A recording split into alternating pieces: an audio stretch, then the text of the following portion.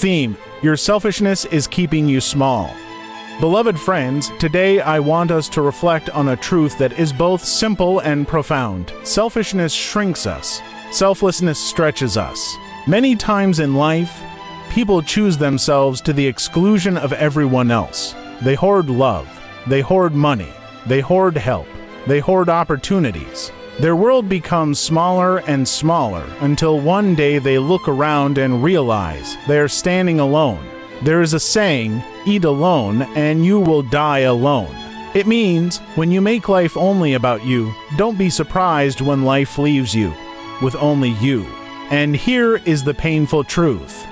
The same voice that tells you to withhold good from others is targeting your future. That voice wants your circle to shrink. That voice wants your helpers to disappear. That voice wants your relationships to dry up.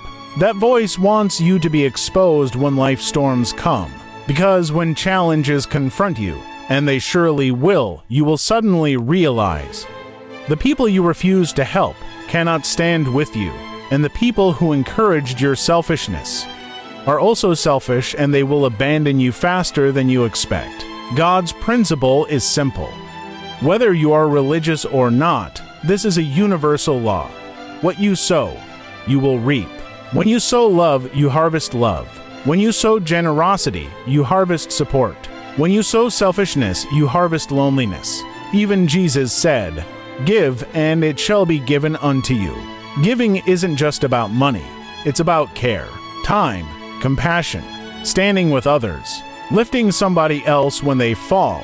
Selflessness multiplies. Selfishness divides. Let's bring this home level by level.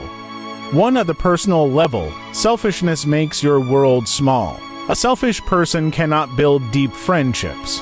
They struggle in marriage. Their colleagues avoid them.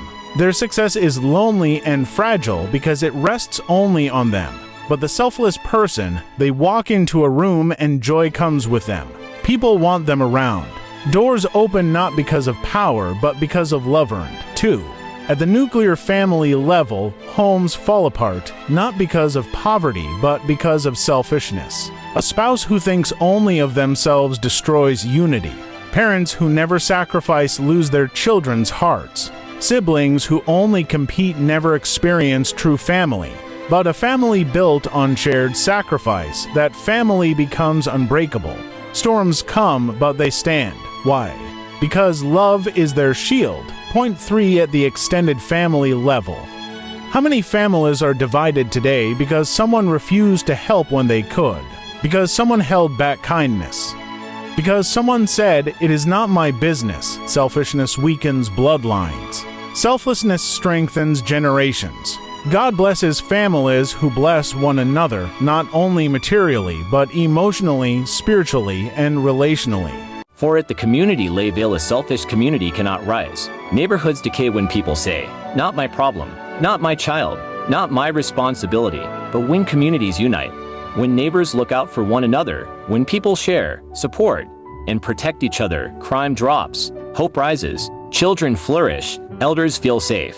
Because where there is love, there is light. 5. At the national level, nations collapse when leaders and citizens alike become selfish. Corruption is simply greed legalized in the heart. A nation where everyone grabs for themselves will always remain small, no matter how rich it looks on paper. But nations that rise are nations where people care for the weak, leaders serve, not exploit citizens, protect each other. Justice is shared, compassion is policy. Selflessness builds nations. Selfishness destroys them. 6. At the international level, even the world today is bleeding, mostly from selfishness. Wars. Exploitation. Oppression. Environmental destruction. All rooted in this poison. Me first, me only. But imagine a world where countries help each other, not for profit, but for humanity. A world where children matter more than weapons, where compassion is more powerful than greed. That world is possible, and it begins inside you. Selfishness makes you small. Selflessness makes you great. Listen, truly great people are not remembered for what they kept, but for what they gave. They gave time, they gave love, they gave hope, they gave opportunity, they gave a hand when others turned away. Your future is bigger than your selfishness. Your destiny is larger than your fear. Your calling is greater than your desire to keep everything to yourself. Practical ways to live selflessly. Start where you are. Share opportunities. Not just gossip, encourage someone every day, help even when there is no audience, give when you can, but also care when you can't, think long term. Not just today me. Stand with people during their storms, forgive more than you feel like, serve. Don't just consume it, because one day you will need the very bridge you refuse to build. A final, heart cry me prayer. My hope, my plea is this: that you will not live small, that you will not die surrounded by things, but empty of people, that you will not let selfishness rob you of the extraordinary life God intended. Choose love, choose compassion, choose generosity, choose people, because when you lift others, God, life, the universe, will lift you, and you will discover selflessness does not reduce you.